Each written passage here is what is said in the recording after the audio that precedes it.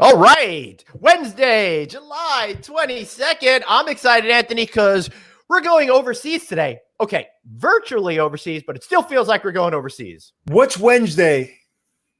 Wednesday? I don't know. I know Wednesday is Sunday at Carvel. I know that. No, but it's also What? it's also Prince Spaghetti Day. And you remember on June 24th, I celebrated the birthday of one of my first ever friend in kindergarten. They used to have pizza every Wednesday night. So there's a lot of Italian Jewish stuff going on in Long Island. All right, let's get this thing started. Good news is, can't get any worse than this.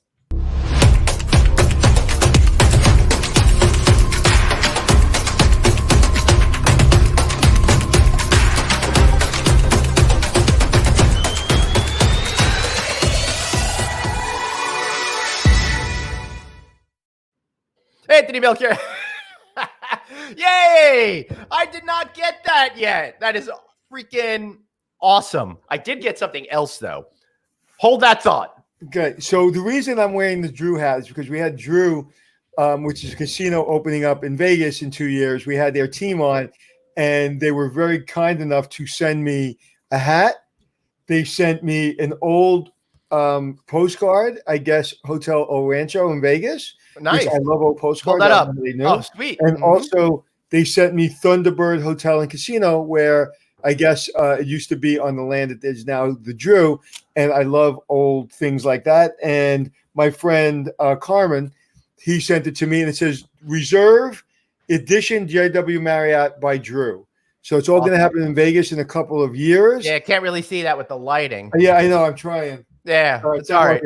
So the great branding, the envelope it came in, I don't have it handy. The envelope it came in was great. And listen, I like the hat. It makes my ears look a little smaller, I think, or bigger. I don't know. It depends on your view. But I like it, and I like the fact that they're putting the hat out now. And now I'm going to wear it, and people are going to ask me where do I stay in Vegas, and I'm going to think about the Drew. Yeah. So thank you very much, Carmen. I appreciate it. I love it. That's pretty cool. I think I'm going to be getting a package as well. But look what I also got. FedEx just dropped this off at my house. The first cookie in space from DoubleTree by Hilton. How cool is that? That is really cool. Yeah. So I got myself a little cookie tin, and even better, a lot of cookies, Anthony. So remember we talked about that sometimes you yell? In the beginning, yes. one of my fans said, I like the show, but Glenn yells too much. That's right. So we said, well, you yelled too much in the beginning. Mm-hmm. You yelled today. I yelled today? Yes, sir. All right. Well, I don't know what to say about that. Hey, put in your comments whether or not you think I'm yelling today or not. No, now you're not yelling. I don't see it as yelling as much as being enthusiastic to be able to share such great information with our viewers every single day. I agree with you. So today we're going to be talking about something that's near and dear to me, is branding. And I talk about personal brand. And this company just hit it out of the park with their brand. And actually, this morning I was in my car for 2.5 hours driving around my neighborhood talking to my co-author on the phone. And we're talking about a new chapter. And the chapter is leverage and kind of how you leverage your brand in different moments. And we really came up with a whole matrix of it. And so it's really, really cool. So I have branding on my mind, so let's bring in our next guest. I would like to bring up the next guest, but before we do that, I did want to tell you we've been talking about the ordinance that was put into San Francisco hotels. Oh yes, the hotels are now suing to stop that. So I thought that was important to put out. So tell people who. All right. So the Hotel Council of San Francisco. The California Hotel Lodging Association and the American Hotel and Lodging Association filed a lawsuit on Monday seeking to overturn the County of San Francisco's so-called Healthy Buildings Ordinance. So according to Connect California, the group say the ordinance, which was approved on July 7th by the San Francisco Board of Supervisors and signed on July 17th by Mayor Breed, puts employees at greater risk of exposure to COVID-19, will delay those workers' return to work, and adds costly and unnecessary cleaning requirements to a single industry while exempting all public buildings such as BART stations, jails, and even the supervisor's own offices, according to that article. Very much what Chip was talking about. Glad to see that they're getting behind this and trying to stop this in its tracks right now. I could see if they want to clean cells every 30 minutes and they want to clean cells every day, that makes sense. But cleaning a hotel room where I don't want you in my hotel room and putting in a housekeeper at risk and making it mandatory already for an industry that's been crushed into its knees is insane. And is the most insane thing I've ever heard of in my industry. And if New York hasn't done it, and New York has a very strong union, it's probably not a good rule. Right. And San Francisco, for those of you watching internationally, because we are featuring an international company today, San Francisco is much more on the left side of the left versus right versus middle type of a spectrum out there. So it is in line a lot with some of the policies and stuff they put into place. It's not even, I don't even know how that's considered left, because you're putting people at more risk. So you're all about taking care of people and protecting people. This is not protecting people. I love San Francisco, but they tend to have a little bit more of the harebrained schemes for me, the moderate kind of guy over there. All right. So also, just before we bring on Robin Chadha, Marriott is now requiring guests to wear masks in public spaces. I love it. I love that they're taking the lead, and I love that they're taking the anxiety out of me, because when I'm walking through a hotel, I want everybody to wear a mask. So I love it. And I think every hotel in America right now should require a mask if you're walking through the line. I also think to make sure you're really, really safe, when you're in the shower, you should wear a mask all by yourself. And then send pictures.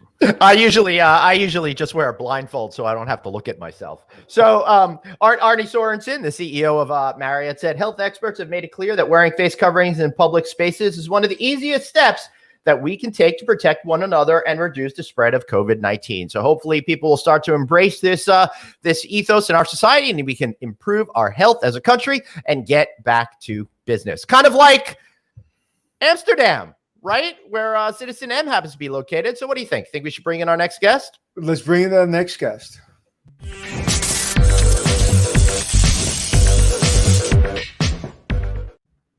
All right. Welcome, Robin Chadha. Robin is, of course, Chief Marketing Officer with CitizenM Hotels. You are based in Amsterdam.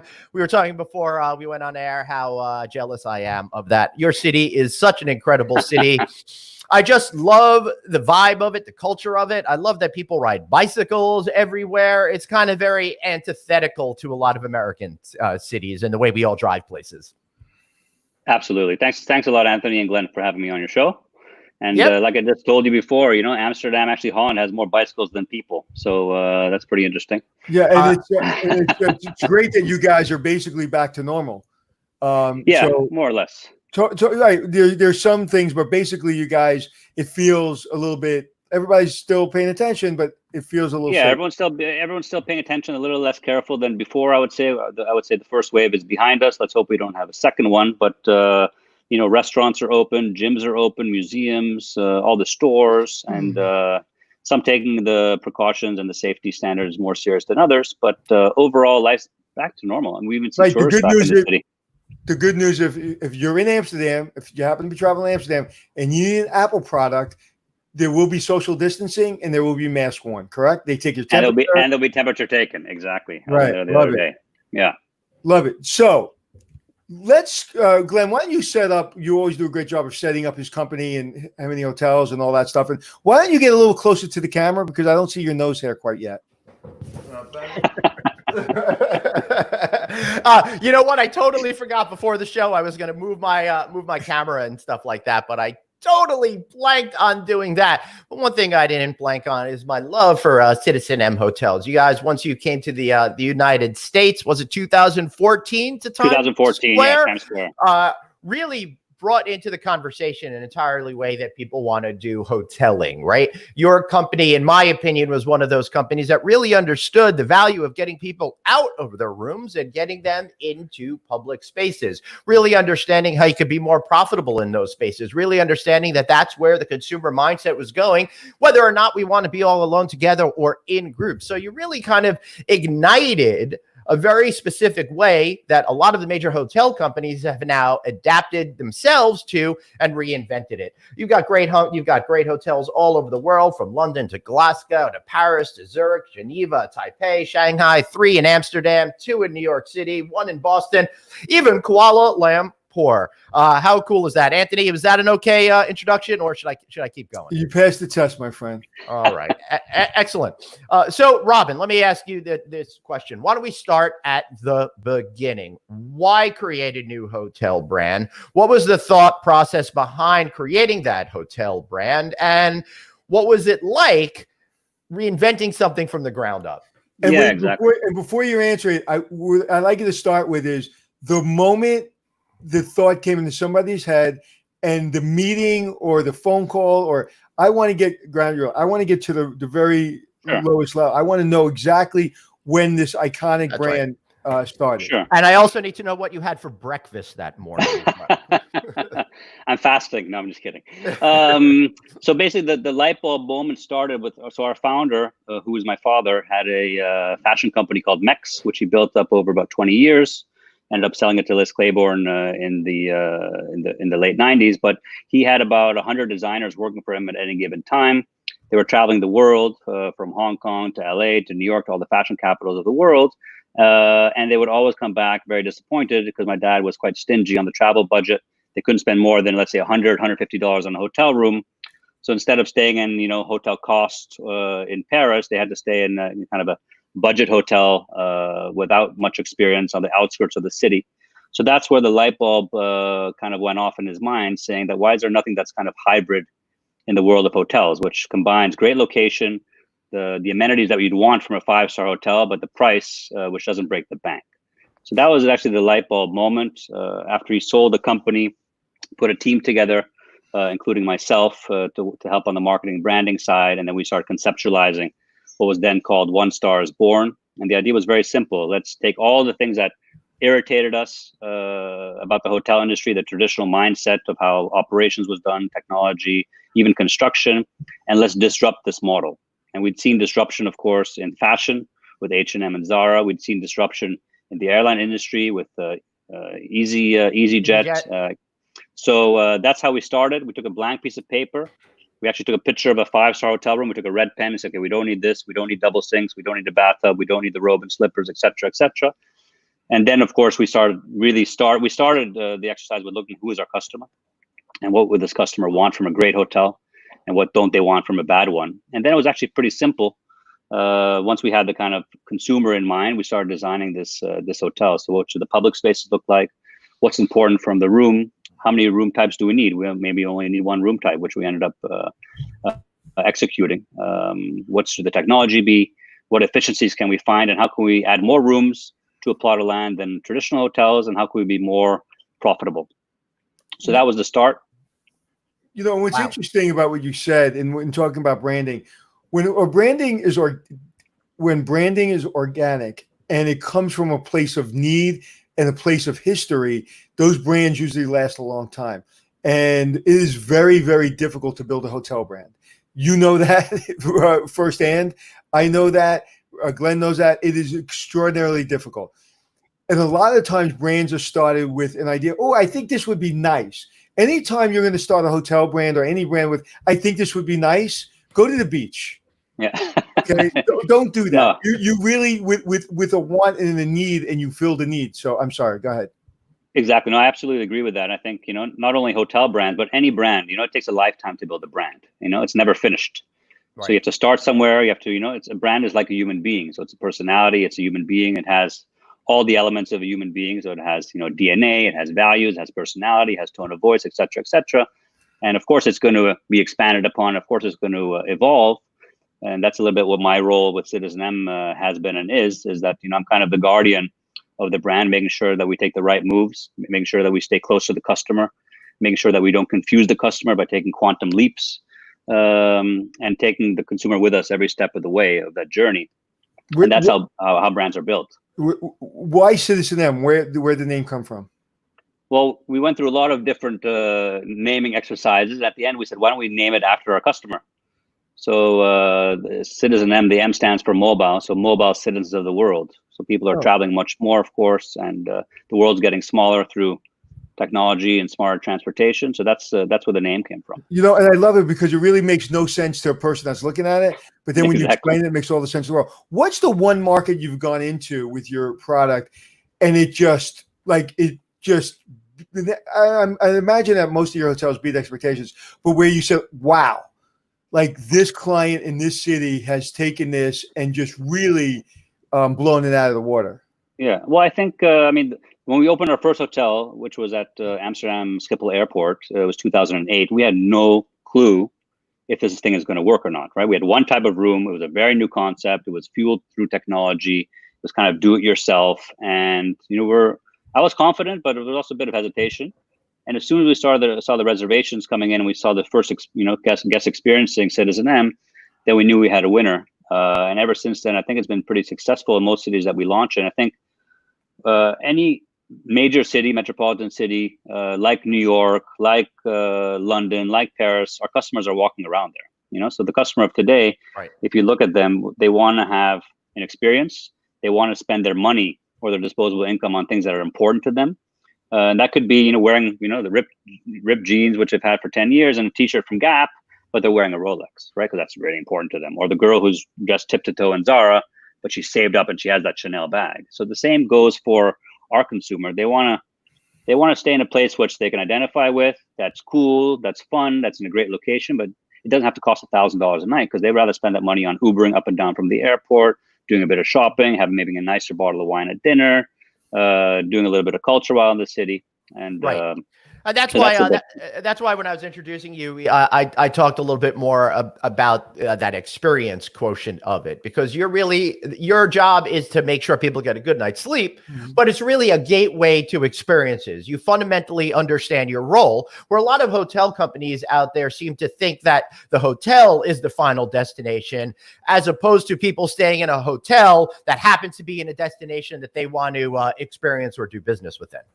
Yeah, correct. Yeah. And I think also that's why we have hotels in these major cities, because we feel there's so much happening in these cities. So why do we need to have 3 restaurants in our hotel?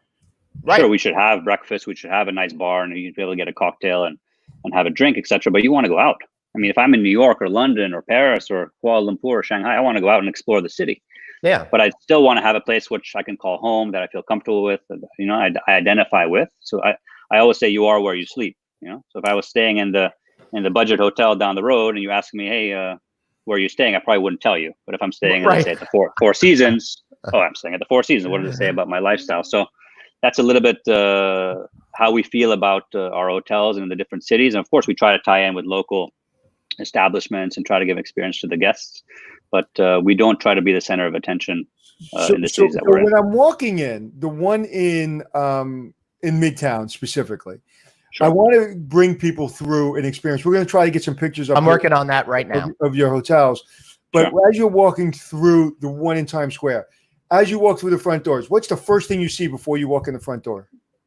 Before or when you walk through? Before you walk in.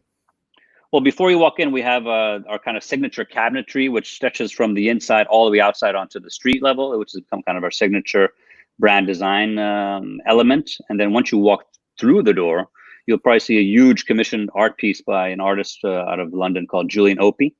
So basically, it's the elevator core, which we wrapped in kind of a black stone, and then he made the art piece and gilded it with gold. So we're always trying to combine, furniture, styling elements, and art. And then, of course, your audio, your sonic identity, your olfactive identity, in order to make the experience complete. And how do you check in as Glenn shows us a map of New York City? Yeah, this is not me. Sorry, Jeff beat me to it, so he's doing it. Yeah, why don't you just take that off and just get pictures off of Google? I did that. There you see the Julian Opie right there. There you see it. Oh, there you go. Yeah.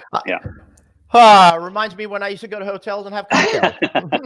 So why don't you stay, Glenn, Jeff, can you stay on that picture, please? Thank you. So talk us through this lobby.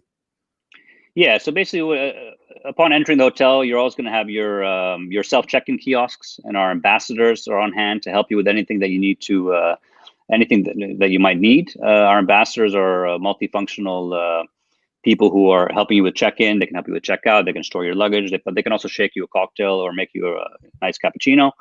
If you stay with us before, it's pretty simple. You already have a key card, so you just click it on the machine. It'll recognize you, and you can check in within a minute. We've just launched our app, so you can bypass that completely now. If you want a fully contactless stay, you can do your check-in on your app, open the elevator, open your room, control the room, check out all through the app. Pretty That's cool. new. As you then walk through, we call this living room. So there's a lot of multifunctional spaces there.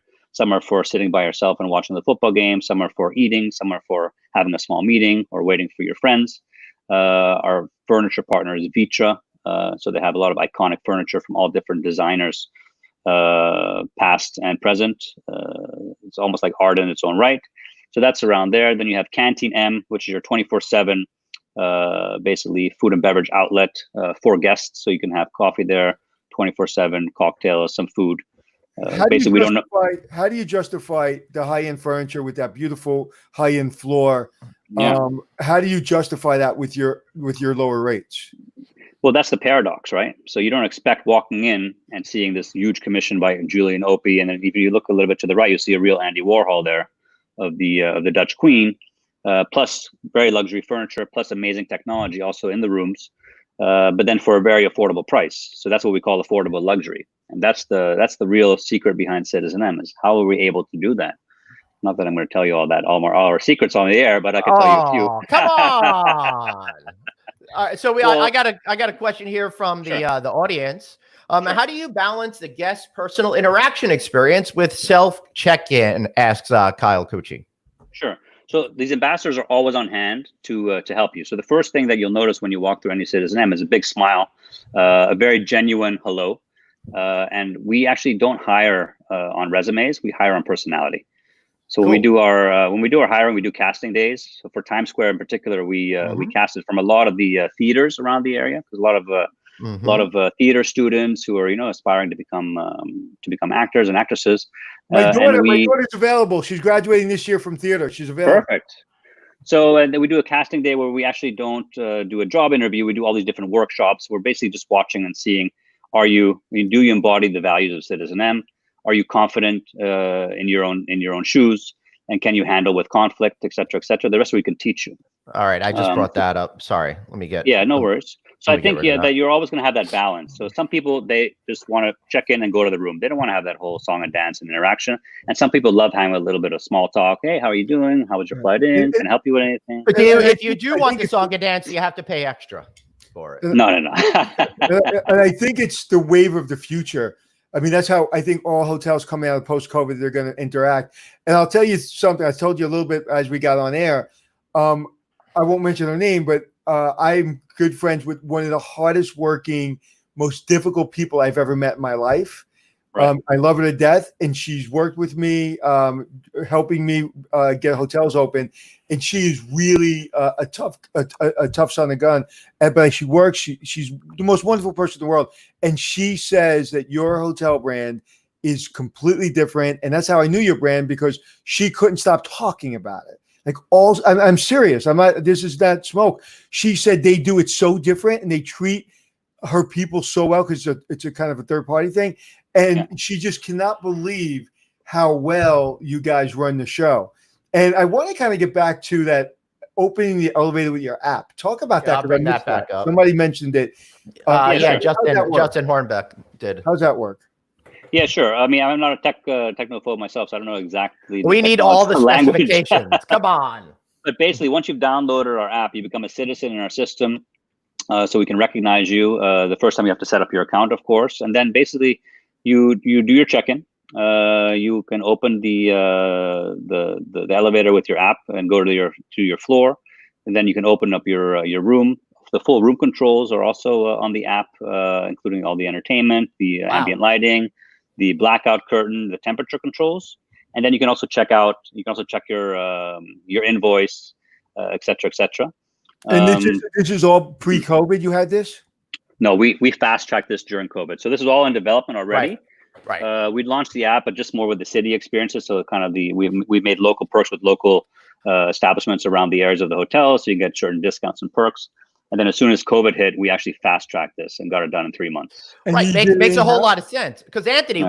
we've been talking about the acceleration of all these trends, and these things that you've put in, we've been talking about for many years, even before Anthony and I started working together. The whole idea of bring your own device and fully leveraging the capabilities and comfort that people have with their own devices to control their experience in a more meaningful way, which I think, Robin, connects you better to the brand when you empower the customer to have the experience that they want to experience as opposed to what you think they should have, right?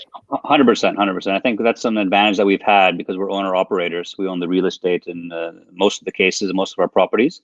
And I mean, I'm not sure how many years ago it was, but I remember that everyone was traveling with their own content, with their own TV shows, and we didn't have streaming. No one had streaming at that time. So I said, we have to implement Apple TVs, Miracast in all the rooms.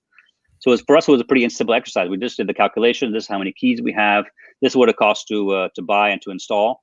And within 3 months, we had it up and running because we wanted the customer to be able to watch that last episode of Game of Thrones on the big TV, not on their laptop or on their tablet, sitting on their bed. Honestly, Robin, I wish I did not watch that last episode of Game of Thrones, but that's a conversation for a different program. The system is proprietary? Yes. Oh, so has anybody been after you guys to buy it? Yes, there have. They have. And Are you selling it? No, we're not. Not for now. No. Right, but are you going to license it? We're thinking about that now. Yeah. Yeah, because it seems that's what everybody wants and that's what everybody needs. Listen, I go in an elevator and like I wasn't a big Alexa fan. I wasn't a big like tablet fan because the tablets you need a PhD from MIT to figure it out. Because I try to open my shades and all of a sudden somebody pours me a drink. It was ridiculous. So that sounds like a win to me. So now though, to me, I don't want to touch anything. I want everything to be automatic. So big kudos. I mean, to get it done so quickly. And that's kind of been the brand, the CitizenM. I always say my brand is about the unexpected detail. And CitizenM is always about that unexpected detail as well, that unexpected thing. And again, you're not, on one hand, you're like, well, they're not a big brand, and how can they do all this thing? When you can sprint and run a marathon and jump hurdles, that's the athlete I want to know. I don't want to know the athlete that can just run fast. I want to know the athlete that can do it all. I want to know how you win a decathlon. And that's what you guys do by doing it internally. And we talk about it every day. I have a company called Hospitality Success where we teach owners how to run their hotels, because what blows me away is they're dependent on a management company. They're dependent on a brand. You could have easily said, hey, Mr. Marriott, hey, Mr. Hilton, we'd like this idea. Can you help us build this brand? And can you help us manage this brand? And you knew that the only way to do it right is because it came out of your brain and your heart and your father's heart was to have complete control of it. That's correct. Yeah, that's correct. And also, I think always putting the customer first, right? So some other things that we've implemented now, I think you mentioned it earlier, was we have opt-in housekeeping. We launched that once COVID hit. So I can imagine you don't want anyone in your room. So we want to disinfect the room, clean it, and then it's sealed. So, and then once you're in there, you can opt in to have it cleaned, or, we'll have little stations on every floor if you want some extra towels or linens, etc. But that's what's very important. The other thing we did right away, which I don't think a lot of other hotel companies did, was what we gave everyone refunds, even on prepaid bookings, and we've made all bookings, basically the cancellations are going to be free till end of the year.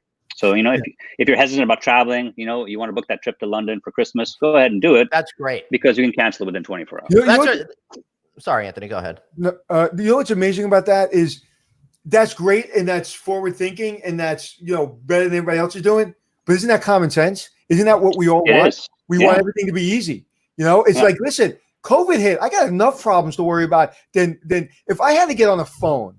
If you had $500 of my money and I needed that $500 and I had to get on a phone while I'm worried about my family and worried about my job and worried about COVID, and I'm arguing with a brand about $500, I will never, ever be able to. I would cross the street if I saw your hotel. Yeah, exactly. That might work for hotels, but my beloved airline, who I'm still loyal to, won't give me back any of my money. But I figure I'll be able to use that credit at some point in the future. But I got to ask you, Robin, that's a very, very generous thing to do. And while it's the right thing to do, and all companies should be doing that, it's very difficult thing to do financially. How are It you is. able to put that out and still keep your doors open and hopefully continue to be in business for many years to come? Well, we always felt that, you know, loyalty can be built in times of crisis. Right when we opened our first hotel, it was right in the beginning of the global financial crisis. We also had the volcano erupting in Iceland. I'm not sure if you remember that. 2008. I do. I remember a lot of flights. The big ash cloud over Europe, and whereas everyone else at the airport was jacking up the prices and tripling them, we kept our prices flat, and then we got a lot of kudos for that. One other thing that we did, which I'm quite proud of, is that we retained our entire workforce, and we also kept every single hotel open that we could. Unless the government told us that we couldn't. So the whole thinking behind that was, well, how much would it cost to close them? How much would it cost to keep them open? If there's not a lot of difference, then let's try to keep them open, because when things recover, we'll be the first out of the gate. And you see that now, for example, in our Paris airport property, Charles de Gaulle, the occupancy for June was 90%, which we haven't seen since before COVID. And the reason why is because no other hotels are open yet at the airport. Right. And so when things like this happen, you pay yourself rent, you pay yourself a management fee, and you pay yourself a branding fee. So everything where other hotels can't do it because they have 3 different fees they got to pay. They got to pay rent, they got to pay management fees, and they got to pay a branding fee. Yeah. I don't know how your accounting works, but you're paying all that to yourself. And Correct. You can make those decisions, say, you know what? You can look in the mirror and say, hey, Mr. Management Company, we're not going to pay your fee this month.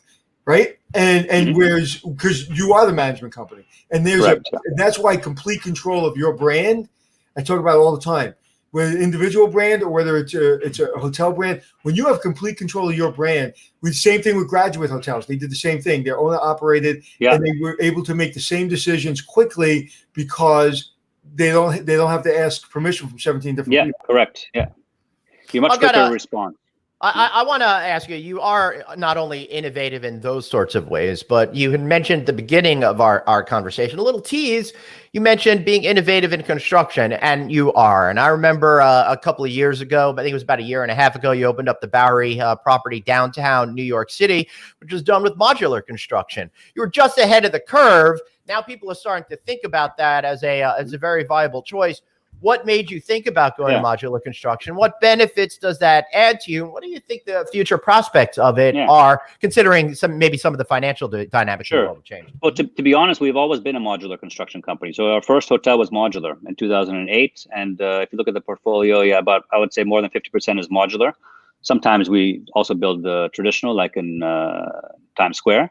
But the advantage is, of course, it depends on how many room types you have. We have only one type of room. So it's easier for us to implement, but the speed of construction should be faster. The cost per room should be cheaper, and there's less on-site construction time and waste. So all the rooms are made in the factory. Everything is put on. The mattress is put inside. The TV is hung. The toilet paper roll more or less is hung in there, and then the air is taken out of the room. It's sealed and it's transported. So our entire Bowery hotel arrived by ship from Europe. So it's quite cool. And I think it holds the record still for tallest modular hotel in the US. I think there's a new one being built now, which is not finished yet, which is going to beat us. What percentage of savings do you estimate on a project like that? 20%, 30%? It depends where you're comparing it to, but if you compare it to traditional construction, usually it should be between 20 and 30%. Right. And just a quick question: did you use flintlock when you built your hotel in Times Square? Yes, we did. You did. I love when you drop things like that and then and did you use I call him God, the architect?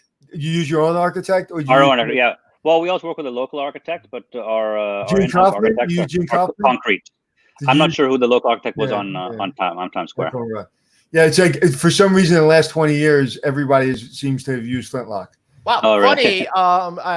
Charlie Grappone just put up a link to an article in Hotel Business Magazine, and they are competitors of mine, but they're really good people over there. Yesterday, they put up an article written by Menno Hilberts all about modular construction and how you guys are thinking about that. So very interesting. I encourage people to go ahead and read that. And one of the other things about modular construction, Robin, is here in the United States, at least, Europe might be a little bit different. There haven't necessarily necessarily been a lot of places that are building modular as of yet. That number's increasing. So you say 20 to 30% savings, that's just a starting point. In a number of few years, as this starts to be more popular and as more factories are built that are focusing on this, distances that the rooms will have to travel before being put in place will shrink, lowering costs. Plus, you're going to get cost efficiencies, building more of these things. So there is a lot of benefits to it, in particular in New York City, when you're dealing with a very high rate of labor and a lot of permitting and stuff like that. It really speeds things up as well.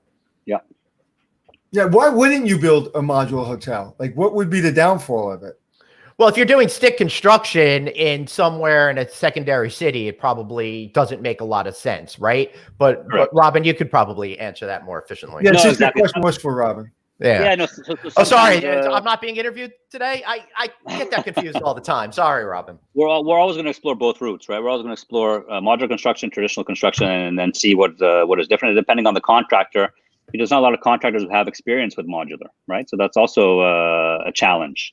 So even in Europe, some contractors are not comfortable doing it, and they're not comfortable with giving their guarantee. So they said, listen, we'd rather build it traditional.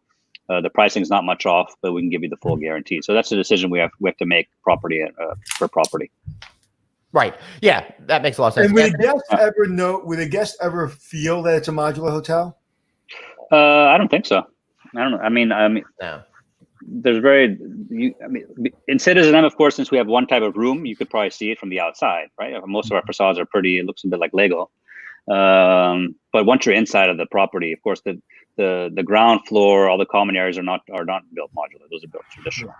So it must give you tremendous confidence after coming out, or it's still in COVID, but that you're prepared for the future quickly. Like, it must give you guys a lot of confidence that, we're ready. We're ready with whatever the new post-COVID is. We're ready for it.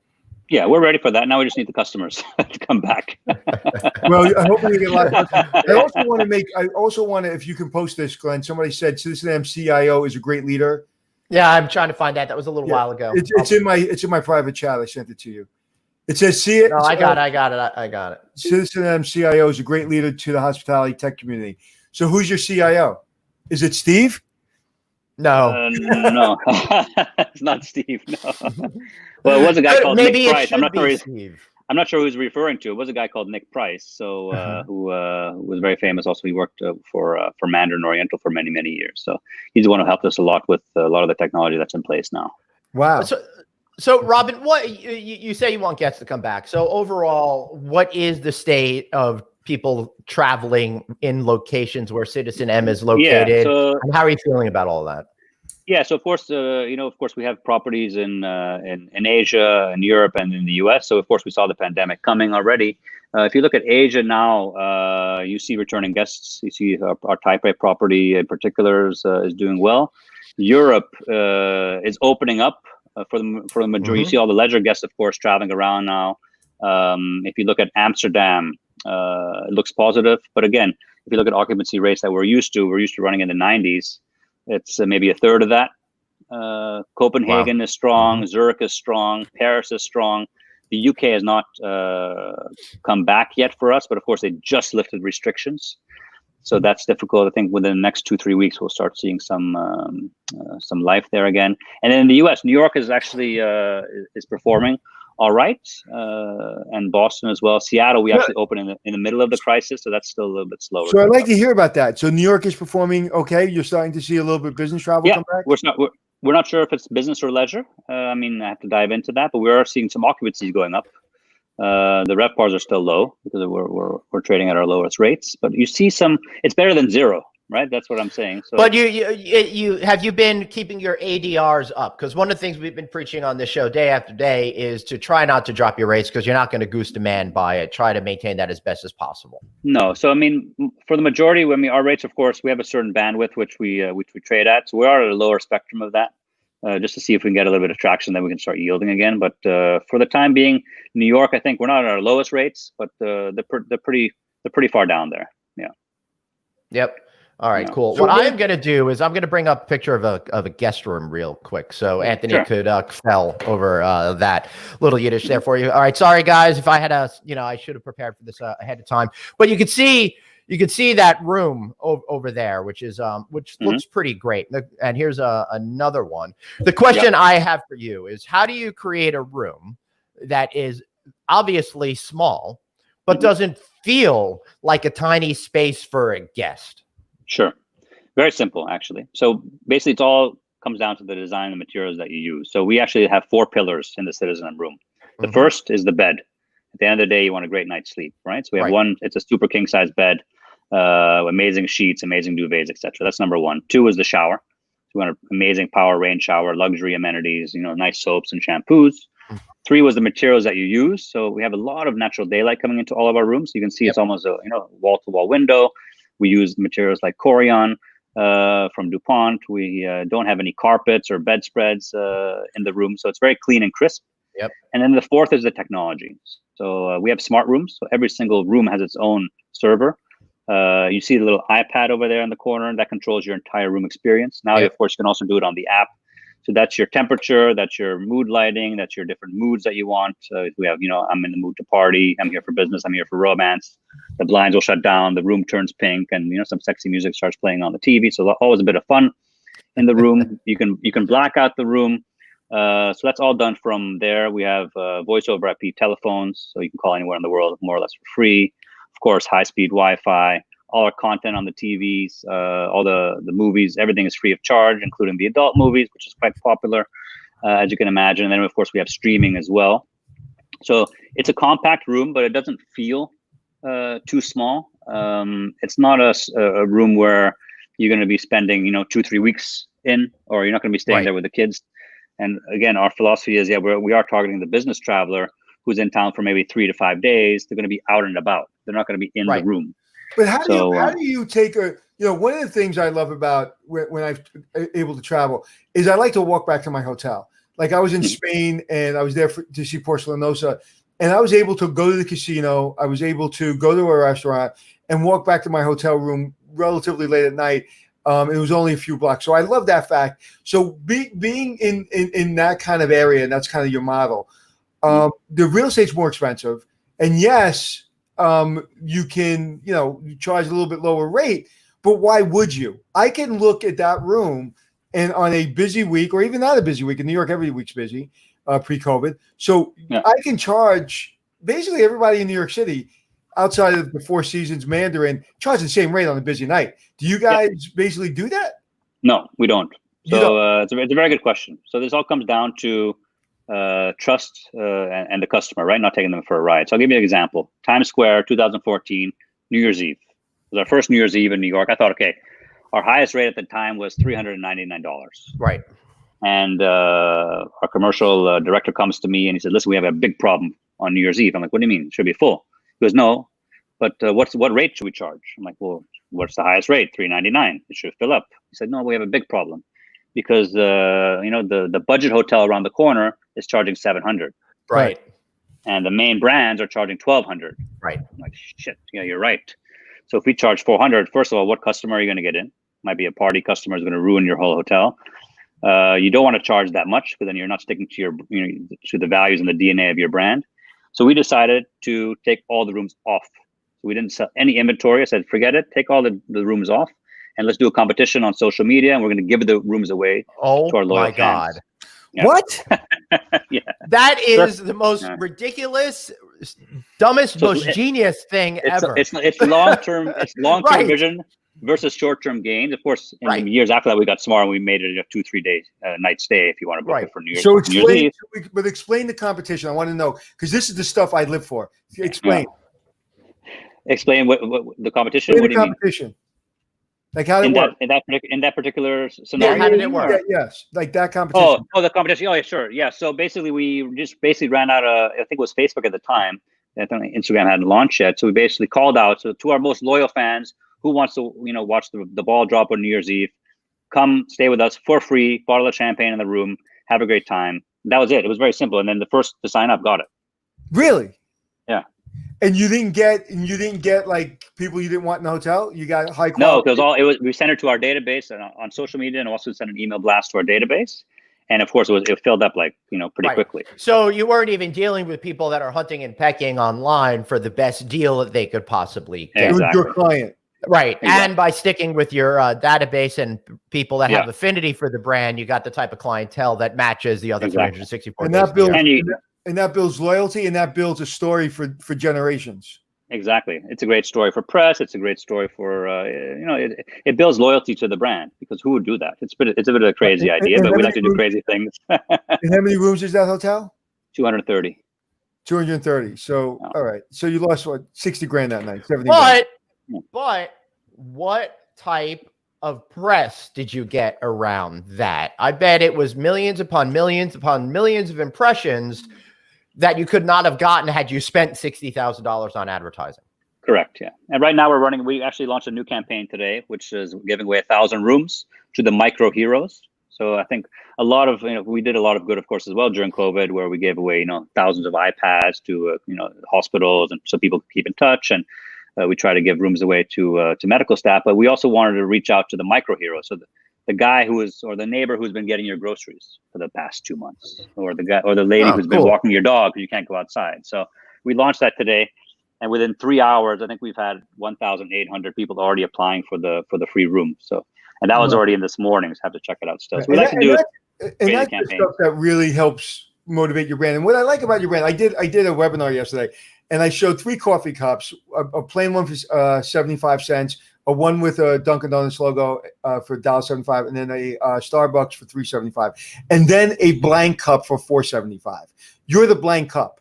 Even though you have your own brand, your brand is built by loyalty, and your brand is built by your DNA. Your brand isn't built by billions of dollars of advertising or billions of commercials. Your brand is still a relatively unknown brand unless you know it, and then you double down on it. So you were an exact example of what I was talking about yesterday with my coffee cups, that you want to be the $4.75 brand that people double down. Now you choose not to be the $4.75 in price, but in vision, it's like, I want to stay there because it's cool. And you could get a little bit more than your competition because it is a cool hotel. And listen, in New York City, everybody understands if you want, the rooms are so small. If you want to change your mind, you have to go outside. So having a small room isn't a big problem in New York City. If you want to see a small room, go to the Hudson Hotel. yeah, exactly. Yeah, it's really, you can't even fit your suitcase in there. Yeah, you have to. You literally have to put your pants on half in the room and half out the room. Yeah. But it was the same principle, right? I think it was 1,000 rooms, but great common spaces. Yeah. And how much time are you really going to spend in the room? They were the first to do it in a big way. I went up that escalator. Hudson Hotel's on the West Side. I don't even know if it's open anymore. And you went up the escalator, and you were brought into an adult Disneyland. There was a pool room. It was amazing. Yeah. They literally, like, Ian Traeger got sick and tired of being Ian Traeger, and he upped the ante. And when I saw that lobby, I sat down. I'll never forget as long as I live. I walked up because we looked at the property. My company that I worked for in New York City, we looked at that property. We went through that property, and we said the rooms are too small. Matter of fact, I was running the Lucerne Hotel on the Upper West Side when it opened, and I called my my contact at ABC, and I said, "Hey, you guys, keep us alive between Columbia and ABC. That's all we got up here. Yeah. So please don't go to Hudson." And I'll just say she was a Brooklyn girl, and she used a couple F-bombs, and she said, she actually used the phrase, "I got to go outside to change my effing mind. I'm not going to put my team in those effing rooms." So yeah, exactly. But I love the concept of it. But the rooms were brilliant, tiny. I think also he set out to do a very low price and a fixed price, and I don't think he stuck to that. Right, at the end, the Hudson rooms are trading for also $600-700, so he fell into the trap. Yeah, listen, in New York City, when things are good, the Holiday Inn Express and the full box Hilton has the same rate. Yeah, exactly. Right. Yeah. And people are always like, "Hey, where can I get a good room in New York City?" I'm like, Jersey. Right?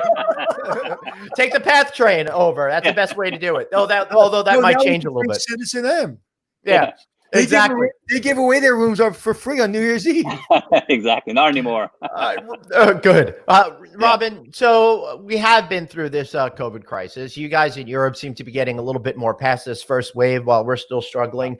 Do you feel that it's going to change the habits of travelers in the future? And I don't mean the next 6 months or the next year. I mean long term. Long term. Because a lot of what your brand was built upon was this notion that we're getting more global. We're becoming digital nomads. You put it in your name. How Correct. are you feeling about the future? Yeah, we're feeling a bit nervous, obviously, like everyone is. And I feel that maybe your frequency will come down a bit. So I should take 6 trips to New York a year. I might take 2 now. Right. But maybe the duration will maybe that'll increase, right? So before I was coming to New York 2-3 days and out. Maybe I come 2-3 times a year. Now maybe I stay for a week. Right. So I think that's something that I feel pretty strongly about. I think the days of going up and down to London for a meeting and coming back are over. Because I think if you're going to go to London now from Amsterdam, you're going to spend a little bit more time there. I do think that everyone's been getting a bit sick and tired of Zoom and Google Hangouts, etc. And I don't know if it's sustainable long term. You miss that human interaction. I see it in our company. You want to go into, we've opened up our office now again, and you see people going in and just want to have a little bit of interaction, a little bit of small talk, which you miss on the virtual meetings. Right. But I think long term there will be a shift. I'm just hoping it won't be as dramatic as everyone's making it out to be, because people will still need to travel. I think people overreact, Robin. Yeah. I think people tend to think that the status of today is how we're going to be 6 months, a year, 5 years from now. So we have a hard time looking into the future. I remember a few months ago, people were like, nobody's ever going to travel again. That's simply not true. It's just a rejiggering of how we're going to have experiences. But when it comes to what I saw as a real global systemic shift about people not being tethered to where they are, I'm under the impression that the global nomad will rise in the next 5 years as this becomes something that's in history. We don't have to worry about it anymore once we find that vaccine and get through it, blah, blah, blah. But we're still going to be left over with offices maybe not requiring you to come at the time. The internet really taking over as the main way of communicating, which I think will open up opportunities for people to work from ever they want around the world in that accelerated pace of all the other trends that we've been seeing accelerate over the last few years. Do you agree? Do you disagree? Do you think that what I'm saying is hopeful, or do you actually? No, I agree. I think if you look at Europe at the moment, and of course everyone's traveling now again, the flights are full. Yeah. I speak to friends of mine, they went to France, they went to Ibiza. I said, how was the flight? Was it empty? No, it's packed. So that you see is what as a positive sign, but of course it's leisure. So the real signs will come in September when the business season starts again. And as far as working is concerned, I do think there will be a shift, because people are so used to working at home. They might not want to be working at home 5 days a week, but maybe they want to go into the office 2-3 days. So we're looking at that as well at CitizenM now, to offer some kind of corporate subscription. So you know what, you don't need to go to the office anymore, but you also don't want to work from home. So why don't we work from CitizenM? We're made for it. And why don't we throw in a few rooms as well? We'll give you some meeting rooms. We'll throw in some F&B. So that's something that's being developed right now, which we're going to be launching fairly soon. So stay tuned for that. Right. Cool. So, one of the things as my daughter interrupted me because she wants to buy my car, they've been breaking the rules. So Robin, one of the things you said it better than anyone, the way you explained how you think it's going to change. And I think you're right. I think that people are still going to travel. But I also think that travel just to travel is kind of done. Like, you don't need to go to London if you're in Amsterdam for that day, so don't go. And I kind of feel the same way. It's like, I want to travel, and but also there's going to be some travel that's like, it's not necessary, so I'm not going to do it. We can do it as Zoom. And I also think that there's going to be an understanding of, families work better sometimes when people travel. Yeah, exactly. Yeah. I agree. I know Glenn's kids call me every day and say, when are you taking my dad on the road? Hopefully we'll be able to go somewhere tomorrow afternoon, Anthony. I'm very close to maybe having that locked up. We're usually, I'm used to flying, to Vietnam and then to Loom and then to Italy or to France. Well, I've never been to France, but you know what I'm saying, Germany. Now I'm just over. Can you get me to Connecticut? Yeah. Very true. So, Robin, before we wrap up here today, I've got another quick question from you, Sure. from Kyle. Have you thought about opening the brand up in secondary markets or suburban tertiary markets to drive the business? We looked at secondary markets, and we're actually busy with of conceptualizing something for that. But of course, the current CitizenM model, as it is, putting that in secondary markets and not being able to get the rate would not be profitable for us. So we're looking at maybe doing more of a light model of CitizenM. But that was also, of course, halted a little bit due to COVID. But it's something that's being developed by our design teams and in progress. We haven't looked at leisure or anything like that. We're still focusing on this business traveler. We still believe in that as our core customer. And that would make it a little bit more difficult for you to go into secondary and tertiary markets because it's a lot harder for sales teams to ferret out that right type of customer. Exactly. So I want to kind of ask you a question of something I'm talking about in my book a little bit. You're building this brand. Your family was successful in one area. You decided to be successful in another area. You obviously needed people that knew the business, knew design, knew hotels, and of course you had a layman's knowledge of the hotel business because you were in hotels all the time. So maybe even more than a layman's knowledge. Correct. To build your team, you had to go after the best and brightest, and the best and brightest are expensive. Mm-hmm. And is it worth it? Oh, absolutely. Yeah, I mean, we only have one hotelier in our company, which is our chief operating officer, Michael Levy. So he's the only hotelier that we have. And so he was the operational brain behind it. Then, of course, we had someone looking at the asset management side, the financial side. My father and I were, of course, very busy with the design, with the branding, with the whole experience. And it became kind of like a family. You know, we brought in great partners, like our branding agency, Kessel's Kramer, our architectural partners, Concrete, and furniture partner, Beecher, like I already told you about. And we all just got together and we just kept on working it out, and no detail was too small. So we actually took a very simple approach. We started with that blank piece of paper. Then we also all made a list. What frustrated us when we traveled? And it was very simple. Like, I hated waiting in line, checking in. I just had a long flight from Amsterdam to Hong Kong. I have to wait 20 minutes to check in. I hated not being able to work the air conditioning because I needed a NASA degree to figure it out, how to, two degrees up, 2 degrees down. I hated the fact that there were all these different multiple room types. I didn't know if I was getting a bad deal or a good deal because there was like 12 different room types. I didn't know the difference between them and all different rates. Then all these different, light switches. I've had it many times where I was in a hotel. I finally wanted to go to sleep and there's one light underneath the bed, beautiful ambient light. I couldn't figure out how to turn it off. So I called down to the front desk. I'm like, how the hell do you turn this thing off? Oh, there's a tassel on your headboard. Just pull the tassel. So all these little things that started frustrating you. Chocolates on pillows is my favorite. You just brush your teeth, you hop into bed, and then you probably have to brush your teeth again. You know what's so funny about that chocolate on the pillow? That doesn't bother me about the brushing the teeth thing, because I'll eat it before I brush my teeth. This is what bothers me.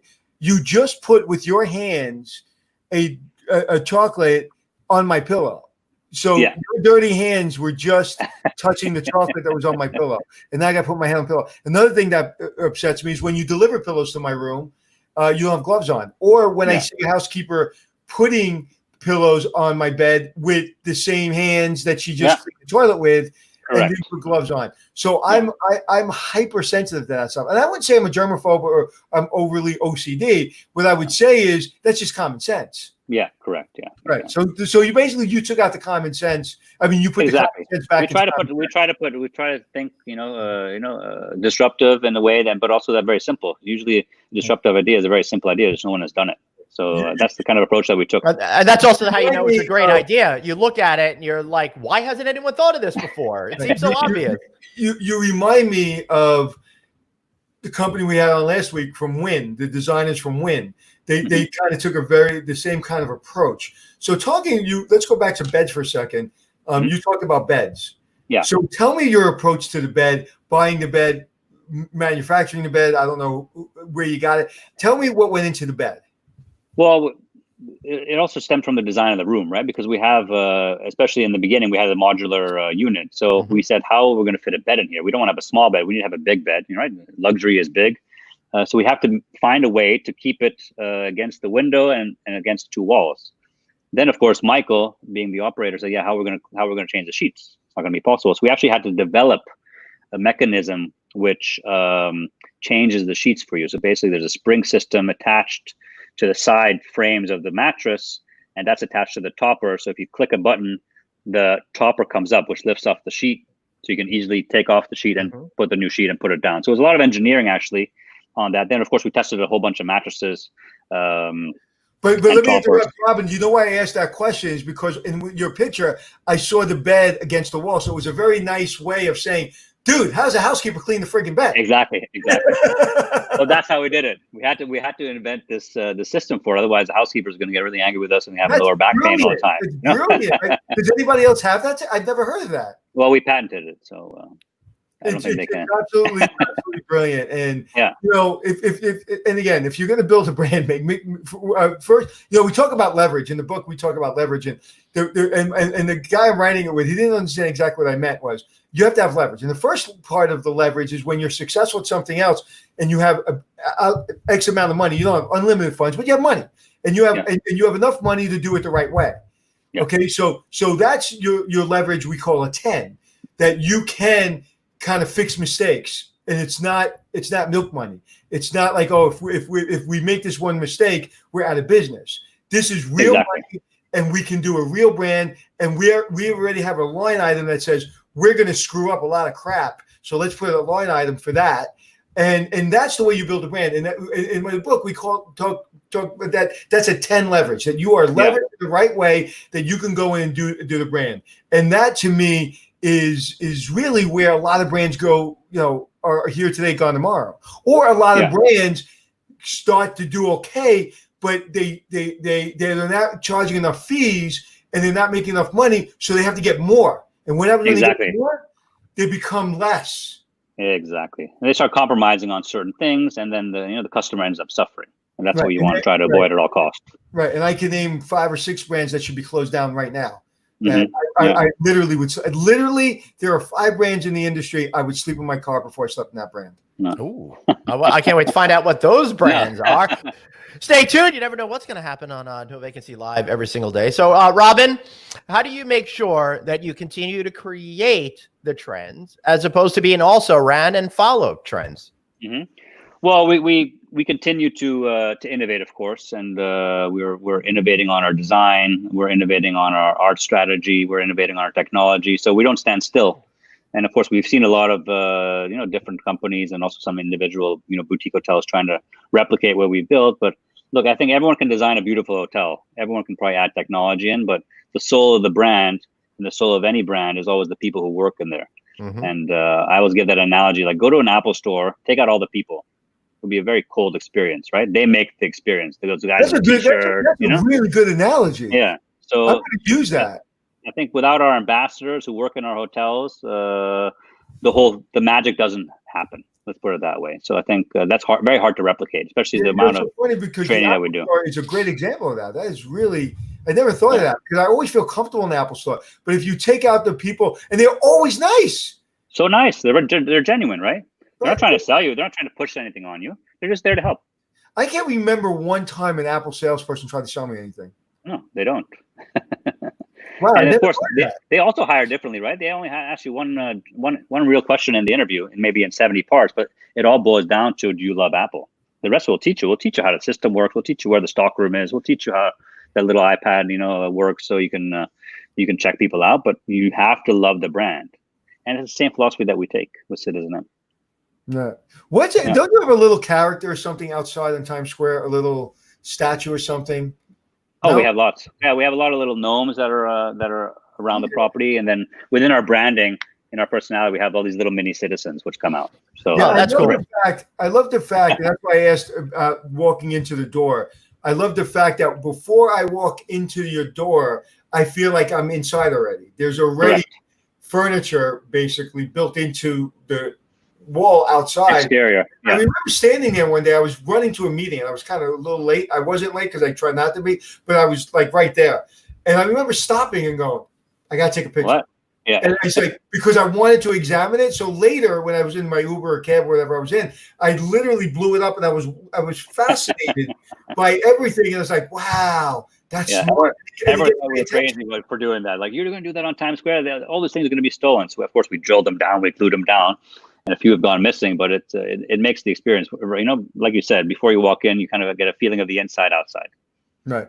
That's pretty cool. Sounds like we got to check eBay to see if we can track down some of your missing gnomes and stuff like that. When you first started talking about having the characters out there, I thought you were talking about the bad ripoff characters in Times Square that have like the really bad Disney characters, or superhero characters, or something like that. Thanks. This has been a great conversation, Robin. Before we wrap up today, any final thoughts that you have that you'd like to share with us? Final thoughts that I would like to have. No, I think I covered mostly everything. I just, for everyone who's listening, I hope that, business comes back soon for all of us, and we can start, start getting back at it. And hope everyone stays safe. And thank you for having me on the show. Really enjoyed it. How can we learn more about you and as a company? You can go to our website, CitizenM.com, and there's a corporate section where you can read up all about the company and take a look at all our properties that are open and also the ones that are under development.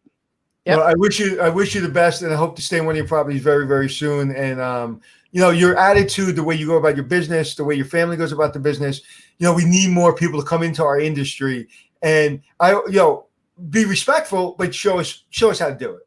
Because sometimes and I say that to young people coming out of college. It's like, don't come in my office and ask me all the questions. I'm going to ask you questions. I hope you have a few answers. And come into our industry and become our industry is a testament to your family. And to you. So thank you. Thanks a lot, guys. Robin, thank you so much for being here. Really appreciate it. Hope to see you guys again real soon. All right. Before we continue, Dodi says, this is awesome, but if you showed a pic in the corner of what you're describing, it would be cool. While you're talking, I went to the website and was blown away. Wow. Yes, Dodi tried to do that. That's a great suggestion. And I think going forward, I'm going to try to make a more of an effort to have more visual illustrations of what we're talking about, so all of you can get a deeper level of understanding about our conversation. Right. And one of the things that we need to do is we need to teach Glenn how to say, and now we're going to start the show, and then press the button. Now we're going to have a new guest and press the button. We got to teach him that. Once he gets past that, then we'll listen to it. I can push buttons. Boop. See? All right. I'm absolutely wretched at pushing those buttons, and I appreciate you saying that. Wasn't it great listening to her? I love a guy. Like, I have so much. Sometimes I just, my emotions get the better of me, and people don't hear me. They just hear my emotion or feel my emotion. Like, I love the fact that he was passionate. He was respectful. He was a great hotelier, a great businessman, but he was very matter of fact, very clear, very hopeful. I think he explained the new future of our industry better than anyone so far on our show. So real big fan. Now I know why my friend loves CitizenM so much. So great job. And if there's a CitizenM near you, please go and tell Robin sent you, and you're trying to collect on that free room from New Year's Eve 2014. Yes. All right. What a great idea that was. I got another great idea, everybody. In just 53 minutes from now, go to hotelreboot.com. We got another great event that's going to be happening today. Today, we're going to be focusing on refinance and reinvestment, what the hospitality real estate industry is looking like. Real practical tips from folks that are in this every single day. We've got the vice chair of CBRE, who runs a hotels institutional group, never does things like this. Brian Huntsman of Chicago Title, an investor. Evan Charles, founder and managing principal of Frontier Development. We've had him here. Vinay Patel, vice chairman of AHOA.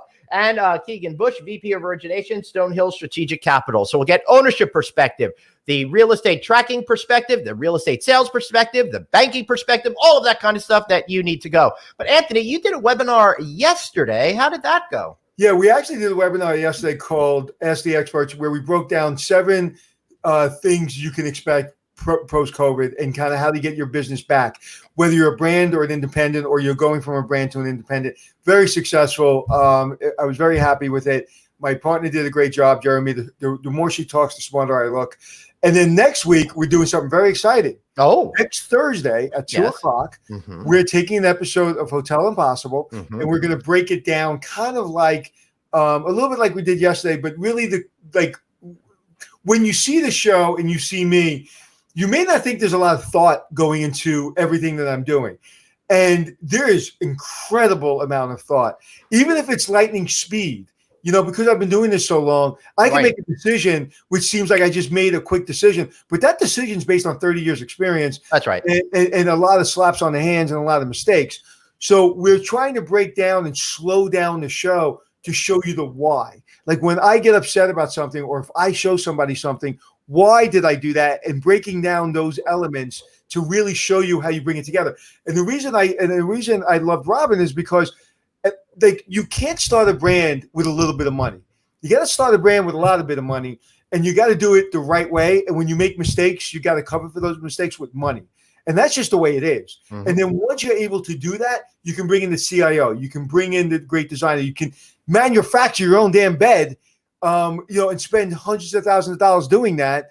But get it right. And long haul, when you have 20, 30, 40, 50 hotels, it eventually pays for itself. So we talk about why the little things are the big things.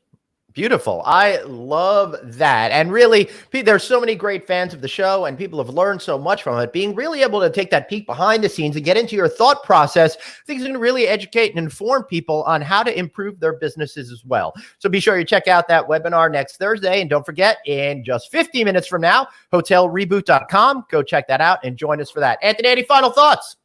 No, sir. I just glad, the one thing you asked him, you said, like, how's it keep going? And I wrote in comments in private chat, said, because he's curious. And, when you showed me the picture of the bed, and I kind of saw it, and I was like, that's up against the wall. My curiosity was killing me. Yeah. And I was like, if I was a housekeeper, I would hate working at that hotel. Mm-hmm. But now, because I'm thinking of crawling over the bed, and another brand would have said, okay, that's just the way it is. Just, give the housekeeper another $1 or whatever, and just, they have to deal with it. Right. They said, no, we can't do that, but we want a smaller room. We want to be able to be in a location. We want to give the customer that location. So in order to do that, we have to have a small room, and we have to have the bed against the wall. So let's not work around it. Let's fix it. And that is CitizenM at its finest. Yep. I think that's a perfect way to sum up CitizenM and kind of sum up everything else. So thank you guys for being here. Be sure to sign up for our newsletter. Text the word hotel to 66866. And we will be back tomorrow. Very excited that we get to join you 5 days each and every single week, 12 noon Eastern time, 9 a.m. Pacific, and 5 p.m. Greenwich Mean Time. Right, Anthony? That is correct, my friend Glenn. All right. So remember, you got one life, so blaze on and be kind to yourself. Yeah, you should.